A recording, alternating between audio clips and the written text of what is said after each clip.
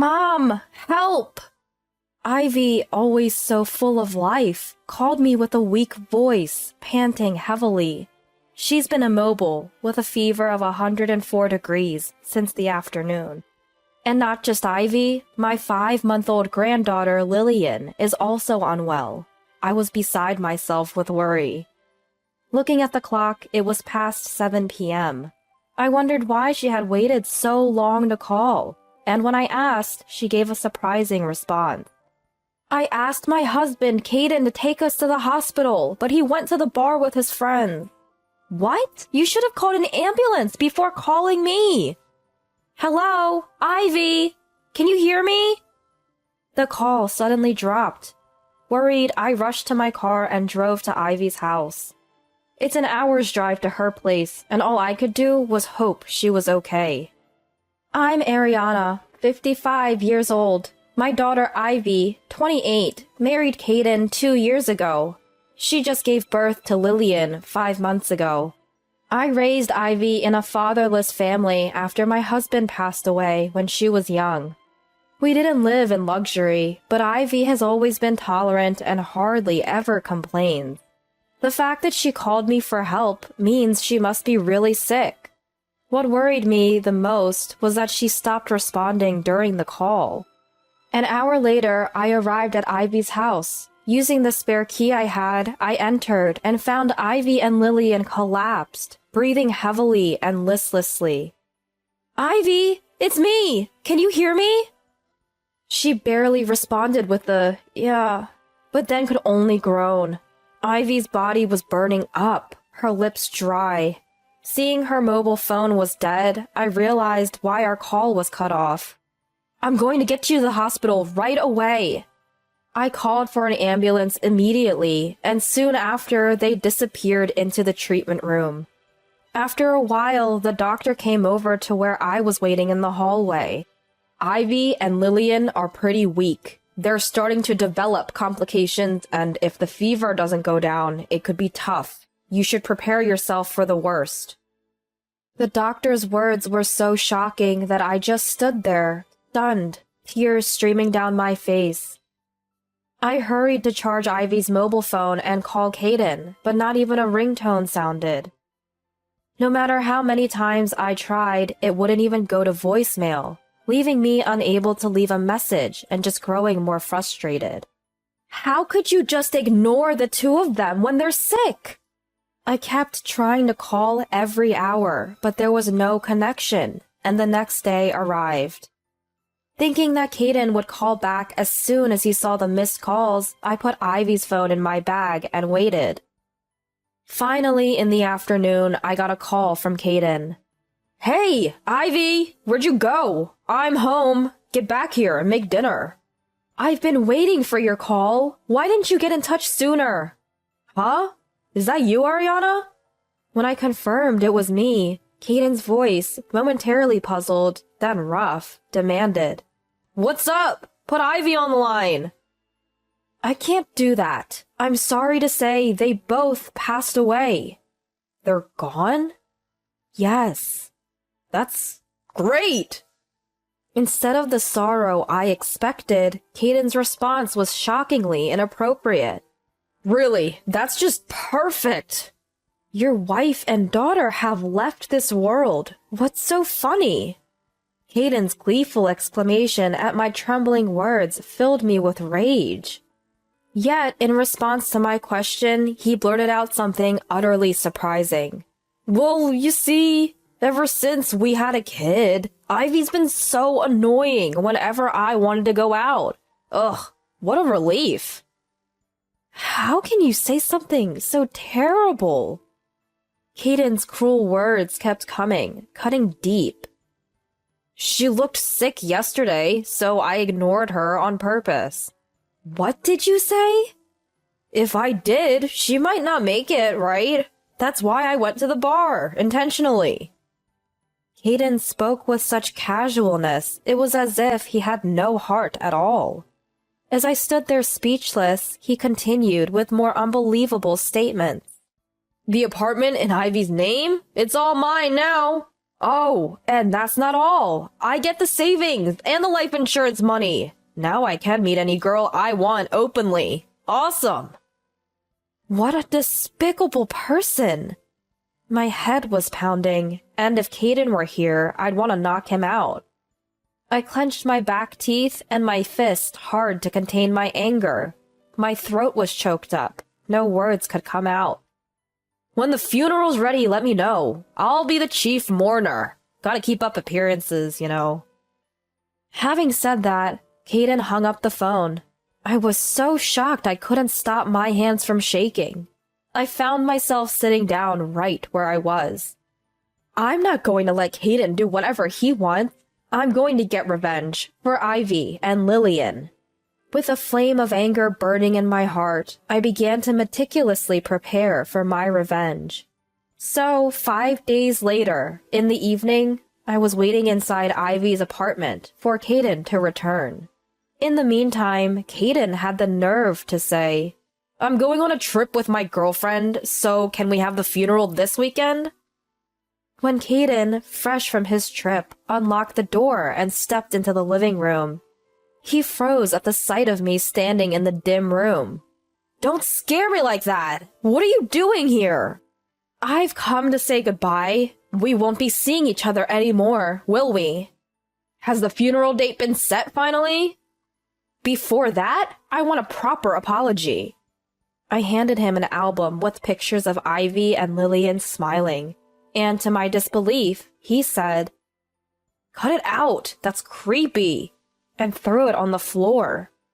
Not only that, but he kicked it aside, as if it were a nuisance. Seeing Caden's cruel behavior made my anger boil over. And just as I was about to shout, "Enough!" a baby's cry filled the room. Instantly, Caden's arrogant demeanor melted away, replaced by shock. Then he turned deathly pale. "What's that sound?" "What sound?" "The sound of a baby crying?" "It must be Lillian, then." My words sent him into a frantic look around, clearly losing his composure. As if to further torment him, the baby's cry grew louder and louder. Caden finally covered his ears, pleading, "Stop it! Please, stop!" Then, in the next moment, pointing to a room in the back, he trembled violently. "Ah! There's a ghost!" Seeing Ivy come out of the darkness, holding Lillian, Caden began to cross himself and pray feverishly. As Ivy, with a face full of anger, and Lillian crying, slowly approached, he begged, "Please go to heaven! I apologize for not saving you! Just disappear!" Shaking violently, Caden collapsed to the floor, crawling. Why won't you disappear?" "You must have a grudge against you. Maybe it's because of this?" I slammed a photo of Caden and his mistress happily together on the table. "Why is this here?" Caden's hands shook violently. "You said when Ivy and Lillian died, you were happy to see your lover, remember? I took this as evidence." "No way. That's why Ivy is angry." "I'm sorry for cheating. Please forgive me." "You admit it. Then you'll divorce Ivy. And as compensation for the adultery, you'll sign this pledge to pay $20,000 in the divorce settlement." Caden, nodding slightly, signed the document I had brought with trembling hands. Even after, Ivy moved closer to the worthless man who was still frightened, trying to avoid seeing her and Lillian. "Whoa, back off! You signed the divorce papers and the affidavit, didn't you? Look at me, closely! I have a physical presence, right?" "Huh? Both Lillian and I are very much alive." As Caden tentatively raised his face, he scrutinized Ivy from head to toe, then slumped down, relieved. But in the next moment, he turned beet red with anger and began to rage. "Don't mess with me! Don't scare me like that! Lying woman! Think you're dead to trick me? What do you want?" After leaving the two of us with fevers of 104 to go drinking, and then blurting out something ridiculous when slightly pressed, you deserve to be punished. This stupid farce. I wasted my time reflecting. The man standing and glaring at me seemed to have forgotten how he had been completely shaken by this farce.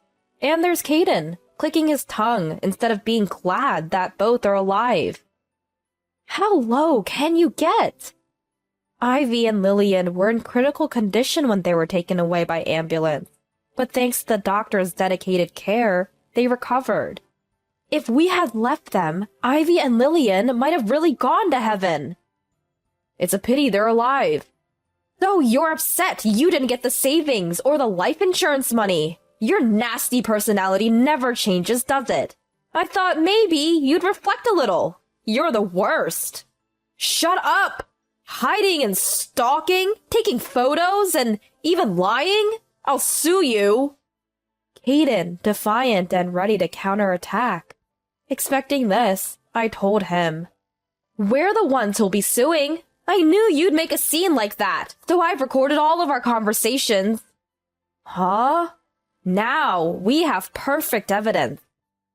Damn it. Caden, unable to argue back, bit his lip in frustration. Then, as promised, you'll pay the $20,000 in compensation in the divorce case. Just take it out of the property division. Our savings account holds $40,000. Half of it is mine, so you're okay with getting nothing? Huh? Caden stared at us, mouth agape in shock. Deciding to knock him down further, I said, you seem to think you bought Ivy's apartment, but it's rented. So pack your things and leave, please. Ugh, forget it. I'll live with my mistress. Scratching his head frantically, Caden began calling his mistress right before our eyes, but she wouldn't pick up, no matter how many times it rang. Strange, I haven't heard from her since yesterday. I could hardly suppress my laughter as I informed him. Well, you shouldn't be surprised. I filed for damages due to infidelity. Don't do stuff without my permission. She's just as responsible. It's only fair. She even said, I'll break it off immediately when you called, so I doubt she'll be in touch again. Caden slumped his shoulders heavily and just sat down on the spot, but we had no intention of offering him any words of comfort. Looks like you've been completely dumped. Now get out! Wait, I'm sorry. Let me apologize. After clinging to Ivy's feet, Caden offered a deep apology. Of course, Ivy ignored his gesture, standing still with a cold look in her eyes. Then, standing up, Caden took Ivy's hand, begging repeatedly, Please, call off the divorce! Of course, Ivy had no intention of forgiving this man who had even put Lillian in danger. Ivy shook off his grasped hand, glared at Caden, and then turned away. I'll be in trouble without a place to live! Please, I'm begging you!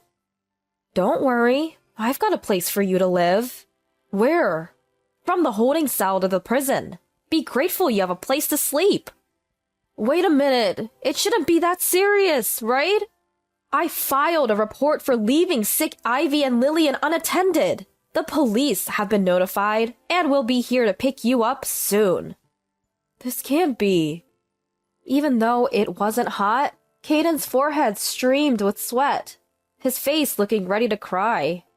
I'll submit the photos and recording data as evidence. I've prepared the hospital charts, so squirming is futile.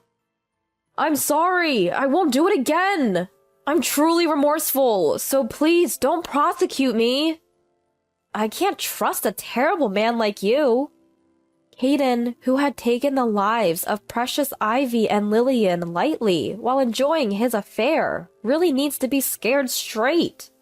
Maybe he'll have a change of heart behind those dark, tall walls. After all, living people are probably scarier than any ghost. Ivy, help me! You love me, right? After you were after my life insurance money? What are you saying now? my feelings for you have cooled down with the fever. And with that, goodbye. Don't ever show your face to us again. Once again, Caden couldn't stand and was immobile on the spot until the arriving police scooped him under the arms and put him into the patrol car. We will probably never see Caden again. Ivy and I moved out of the apartment and immediately filed the divorce papers, receiving $20,000 as compensation in the divorce settlement. Caden's crime seems to be quite serious, and it looks like it'll be hard for him to step out of prison for a while. Ivy and Lillian are living with me at my house now. The baby is growing up fast and can now stand while holding on to something. She might start walking soon. Despite everything, I'm happy to be able to witness Lillian's growth with Ivy. Having reclaimed our peaceful daily lives, we spend every day smiling.